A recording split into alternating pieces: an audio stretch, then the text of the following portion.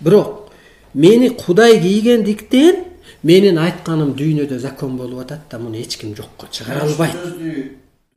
Анан эмнеге күтүүсү, бул күлкүсү келди же таң калды дегенде эли да туура түшүнсө болот. Себеби историяда мындай Кудай болуп бир адам дүйнөнү башкарган эмес.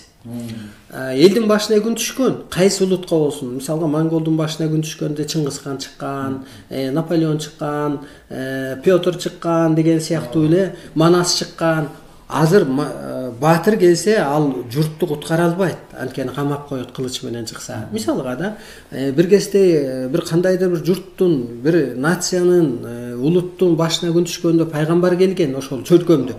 Азыр пайгамбар келсе да оңдой албайт. Анткени жерде ошо Кудайдын энергиясындай гана энергия менен жерди тегистебесе, мамлекетке баш ийбей калды да азыр оружиясы менен, жакчасы менен тиреш.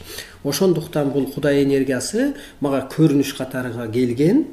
Мен жазгам ушул нерсенин баарын. Акырында анан Кудайым деп чыкпасаң адамзат сени кайдан табат дегенден анан арга жок пресс-конференция берип орусча, кыргызча тилде чыкканга туура келген.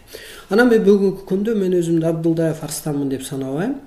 Абдылдаев Арстандын телосын ошо Кудай деген бир жан экен, жанагы адам өлүп кетсе деле жан ушул жерде жүрөт да, билинбейт ошо саматчы. Ошо сыяктуу эле ал бир жан экен да, ал киет экен дагы. Анан анын материясы керек болуп калат экен да. Адамдын телосы мурун аял эркек ролун аткарса да, ошол мисалы меникинин ролун аткарат. Менден илим алгандар инопланеттен периштенин ролун аткарып атат да. Булар да бир чоң иш кылып атат.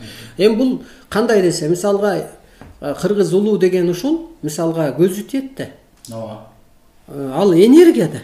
Энергияда ал барып көзү менен атып жок да. Сөзү тиет, назарынан калат, батасы берет. Ошо сыяктуу Кудайдын да энергиясы ошол бул дүйнөнү иреттеген үчүн келген. Ошон үчүн меники айтымчылык эмес.